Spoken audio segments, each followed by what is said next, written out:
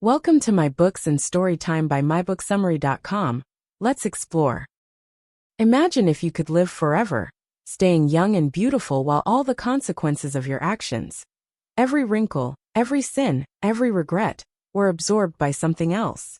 Sounds like a dream, right? Well, in Oscar Wilde's The Picture of Dorian Gray, that's exactly what happens.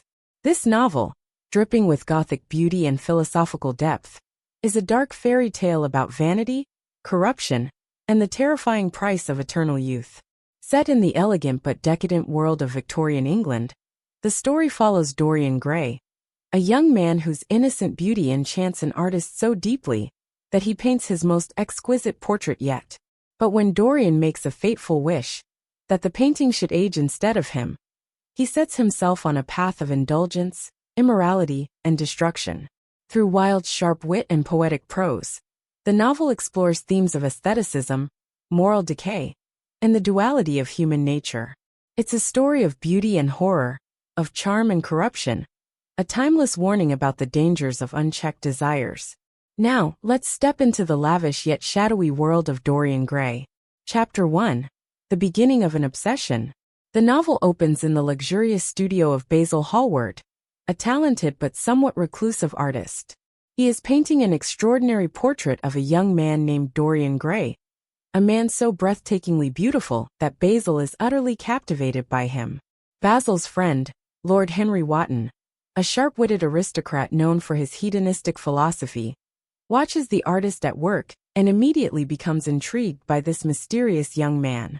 Basil confesses that he is obsessed with Dorian's beauty and believes that the young man has changed the way he sees art and life.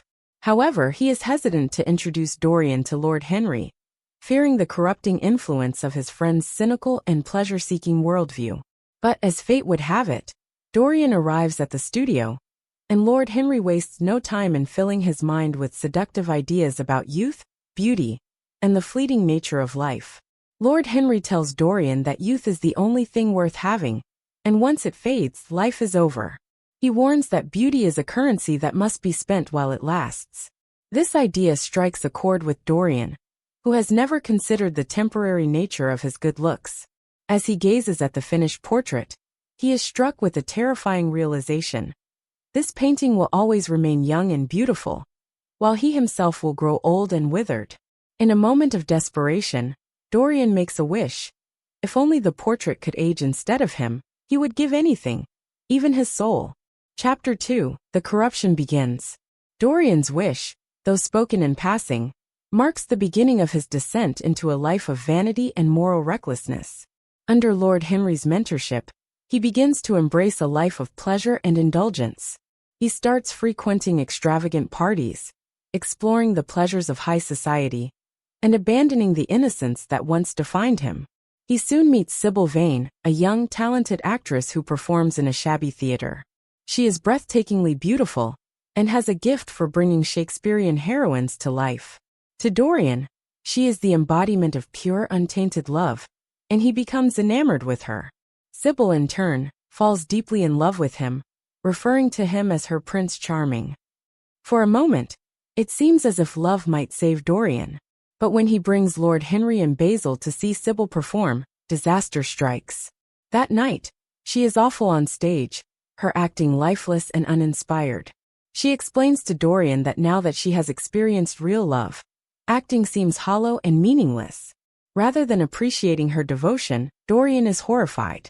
He cruelly tells her that she has destroyed his admiration for her, and breaks off their engagement on the spot. Heartbroken, Sybil takes her own life. When Dorian returns home, he notices something strange about the portrait.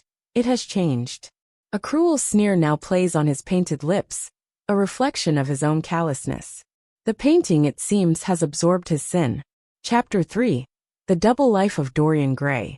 In the wake of Sybil's death, Dorian is momentarily racked with guilt.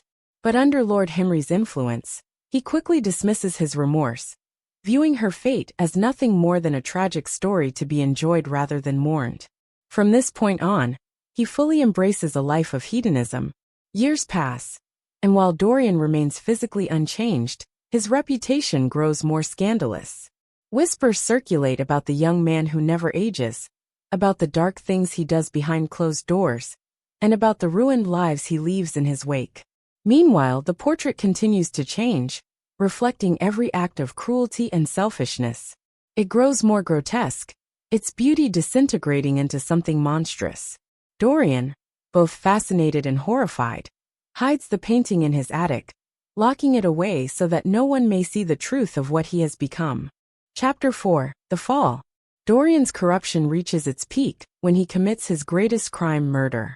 Basil Hallward, still unaware of the full extent of Dorian's descent, confronts him about the rumors of his wickedness. Basil urges him to change, to redeem himself. In response, Dorian decides to show Basil the painting. He takes him up to the attic, revealing the grotesque, twisted figure on the canvas. Basil, horrified, begs Dorian to repent. But rather than listen, Dorian snaps. In a fit of rage, he stabs Basil to death. With the help of a chemist friend, he disposes of the body, erasing all traces of the crime. Yet despite his attempts to move on, he begins to feel a strange unease. Chapter 5: The End of the Line. As time passes, Dorian begins to feel the weight of his sins. He tries to convince himself that he can still be good, that he can change. He even spares the innocence of a young girl, believing this one act of kindness will cleanse his soul. But when he checks the portrait, he sees that it has become even worse. His attempt at redemption was nothing more than vanity and hypocrisy.